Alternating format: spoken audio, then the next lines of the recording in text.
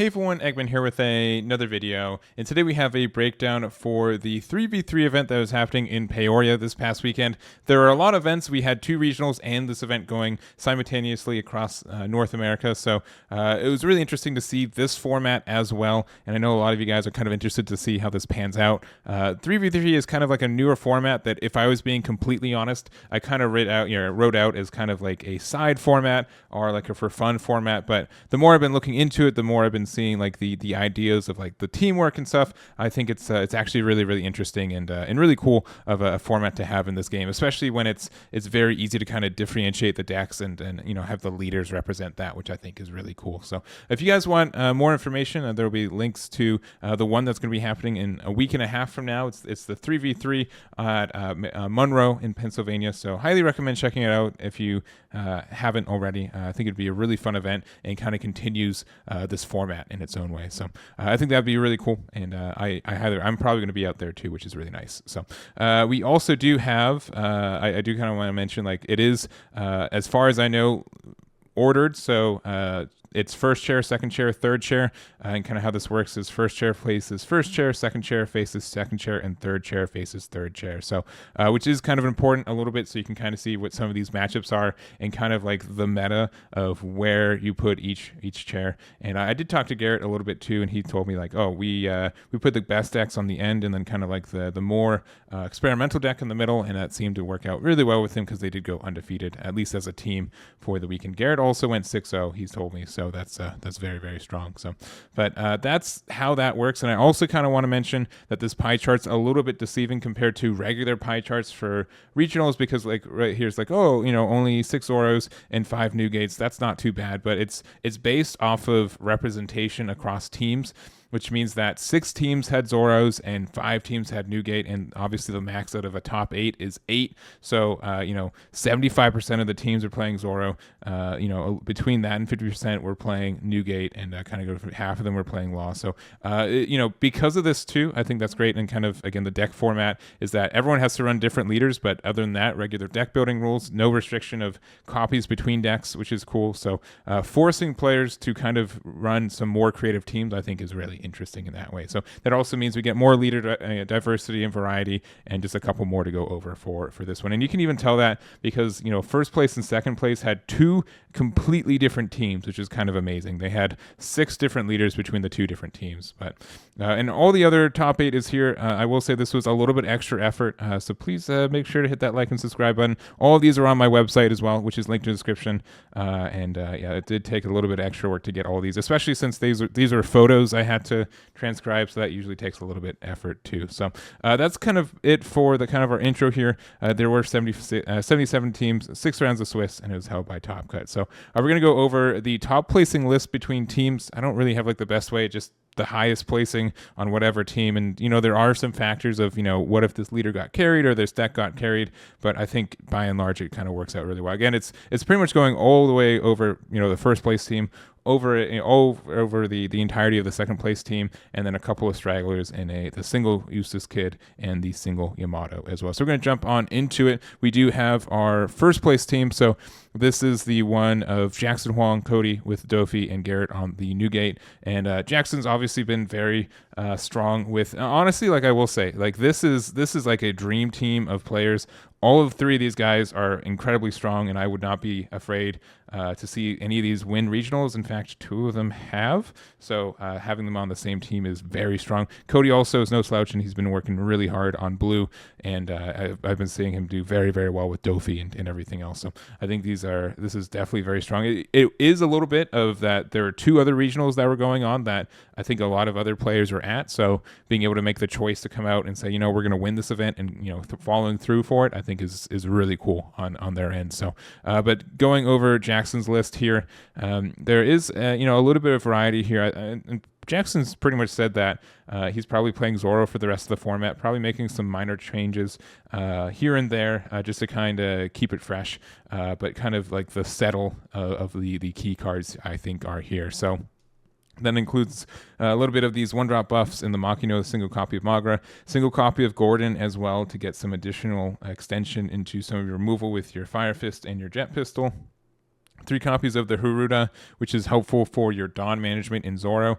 Obviously, it's always a Whitebeard pirate as well, and just can help you, just immediately get a Dawn underneath your leader, which you almost want that like every turn, which is very strong. I do think Haruda's helps the Newgate matchup as well, because it guarantees that you can play on curve as well as be able to put the Dawn underneath Zoro to pressure 6k at face, which is really nice. So everything else kind of understood. We have 14 events, which is on the higher end that people are running, but nothing too out of the ordinary for that, with a copy of Rad Beam, some Whitebeard Pirates Guard Point, Red Hawk, 2 Fiery Dolls, 3 Fire Fist, and a single copy of Jet Pistol.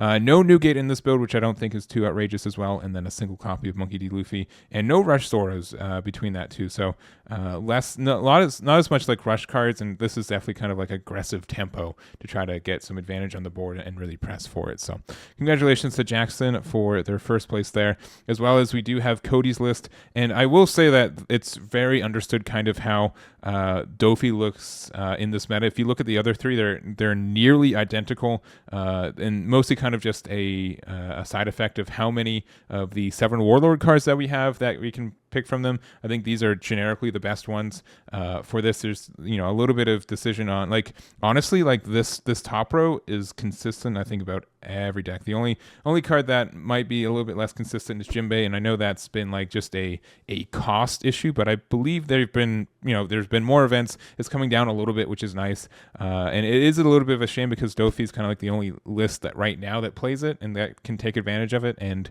but it's kind of necessary. But other than that, like 3 copies of Moria, 3 Pacifistas, some Mihawks, Gum Rain. I think all the decks for Doffy in the top 8 played exactly 1 copy of this card, which is pretty wild, and then the Level Up Beams in 3 Worlds. So honestly, my own copy of Doffy is very similar to this. The deck is understood of like what the best build looks like, but it's also just very, very pilot dependent, and I think the bigger thing about this is that there is a good amount of chance and RNG and manipulation with this, so being able to set the top cards of your deck the way you need to is a skill in itself, and anticipation of what you're needing or what your opponent's going to be doing kind of helps differentiate someone who's just picking up the deck and kind of a master, which I would lean Koty towards that side of it. So congratulations to Koty with their finish here with Doffy. And to round out the first place team, we have Garrett's Newgate list, who he did go 6-0 for this event. Obviously, Garrett's been very, very strong with Newgate in this format in general.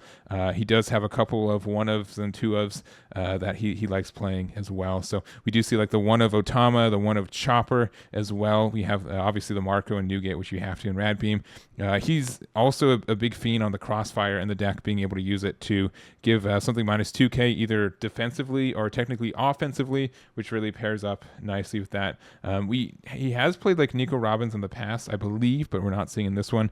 2 copies of Zoro, which is a little bit unique for Newgate. They're not as common, I feel like, because it's generically like, oh, we could just use Josu for the same cost, but like it's just worse. It's just like more expensive for less of an attack. So 2 copies of Zoro, especially when Nami's on board, is great, especially since there are some terms like if you have to go first, you just play Zoro on turn 2, and you either attack with it or you sit on it, and then you can attack with it later. But I think it's just a solid card and can help, either really early game or to help push late game. And you just have to be worried of being stuck in your hand a little bit, but I don't think that's a big deal. And I think, especially when we get like the Gum Rain for red next set, I think that means that you can be a little bit greedier with this Zoro, because you can always pitch it with that to make it another 3k combo. But that is the list there. Congratulations to Garret for their first place finish in general. Again, all 3 of them for their finish there. All right, jumping into the second place team, we do have Peter with their Trafalgar Law. I say this, I feel like every time I see Trafalgar Law. I don't have a lot to say about this, and it's kind of like the same as Doffy. It's really understood for what it looks like, except for I think Law tops more, so I have to say it a little bit more. But the starter deck Namis, I think, have been kind of creeping up as a little bit more in the deck as like 1 or 2 copies of it. Being able to use this, especially like on Trafalgar Law, just means that you can press a 6k attack again on onto Newgate without having to spend extra Dawn, which is nice. We have a couple effects like Nico Robin and Zoro as well, which do want that free Dawn, especially Basil Hawkins, I think, as well. It does mean that you do get to cheat some advantage later on by, again, essentially just pushing pressure, but not being restricted on what you're able to build on the board. Because sometimes you do have like these scenarios where do you put down the cards so you can do a really good shambles, or do I put some pressure on my opponent so they have to kind of respect my tempo, right? And so I think the one drop Nami helps you push that a little bit more. So otherwise, pretty solid for a list in that way. Pretty understood for what this meta is, and congratulations to Peter for their finish there. Next up, we have Jareth's starter deck Luffy build, and this is definitely a bit of a blast to the past, at least kind of what this deck looked like. And it looks kind of, I mean, it's probably just the shanks that I'm seeing in here, but it's just definitely a starter deck, or like a set one more looking Luffy list, and definitely more of a list I feel like plays to Luffy's strengths and less so of just a Zoro deck that is just skinned over to Luffy there. So a couple cards to notice for these ones specifically. Again, we were talking about Nami, and it's still here, which, I mean, sometimes a double Dawn ×1 is really nice. We're playing Buggy, which is a bit of a unique choice because we don't have that many events. We only run 9, which is very miss heavy, I feel like, for this deck, but you could just be playing it for the tempo, and I think that's fine. Curly to Dan, and you will be a little bit more fortunate on these because we are running 18 one-drops with this, which is quite nice. Copy of Brook, a Vista as well, and kind of Vista over Nami's a little interesting.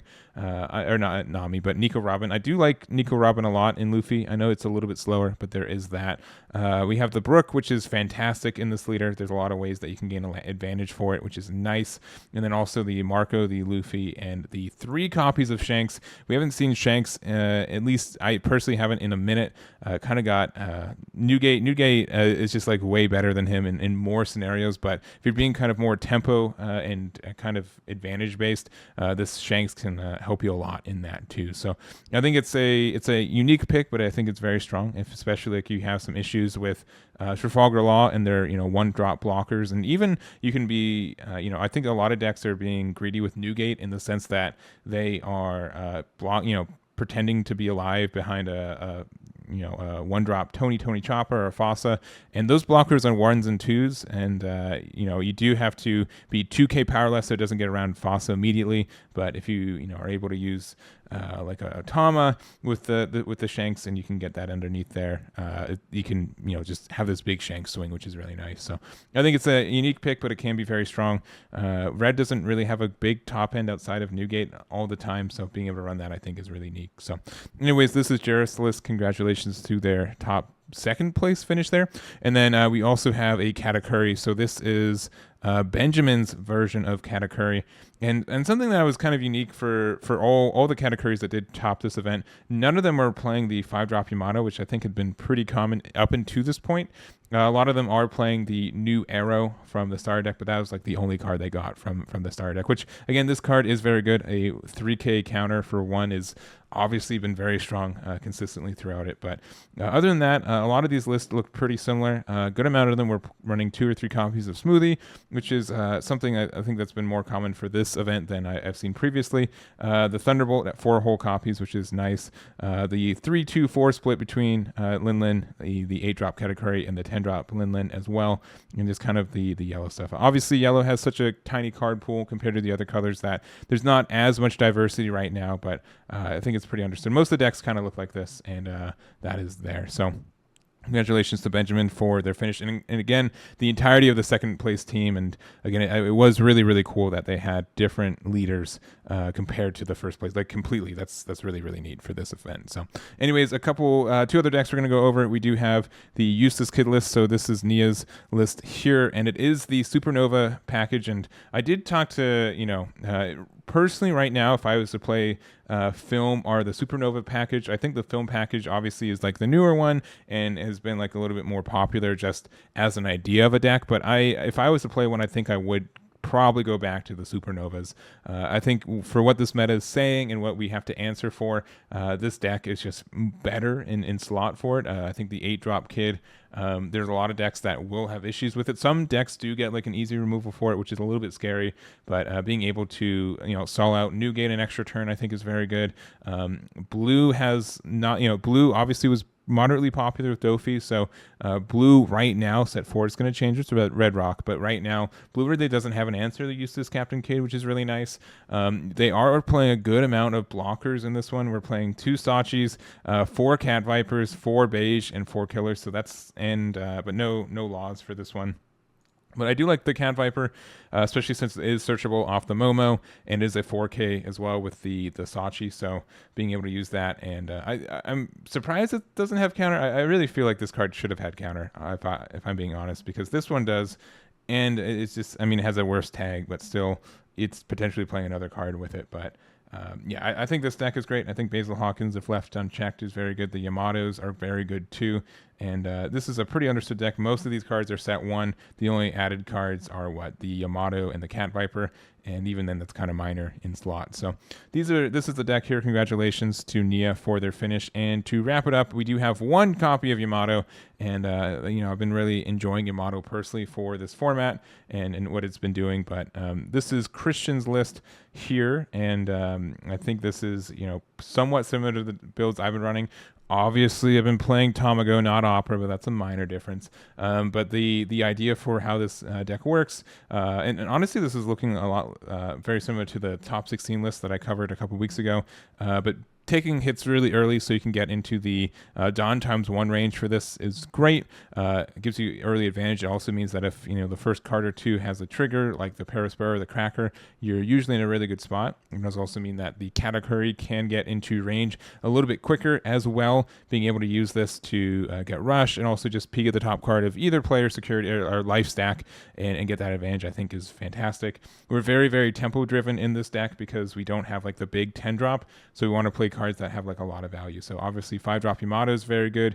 The Lin we're playing 4 of because it's the biggest target we can have and somewhat consistent healing, as well as the 8-drop Katakuri with the moderately more consistent healing, but not absolute healing either. So but this is pretty understood. You just play a bunch of 2-drops, you play your big bodies, you hope they stay on board, and then you defend them, which you pretty much put yourself in like the defensive game of the Newgate, right? Where you have a 6k leader, and then if your opponent wants to attack anything, they have to swing into the 6Ks or 7Ks or 8Ks, and it just means like you get a lot of free defensive power, and it's harder for your opponent to clear the cards on your board as well. So that was the list there. Congratulations to Christian for their finish, and that is going to be it for me. So hope you guys enjoyed this video. Again, I worked pretty hard to make sure all these lists are on there a little bit more than usual. So if you did appreciate that video, make sure to hit that like and subscribe button, and make sure to check out the event in Monroeville, or it's pretty much Pittsburgh in Pennsylvania, in a week and a half. Highly recommend you try it out if you are on the fence, and that's going to be it for me. So again, thank you guys so much for watching, and I'll catch you all next time.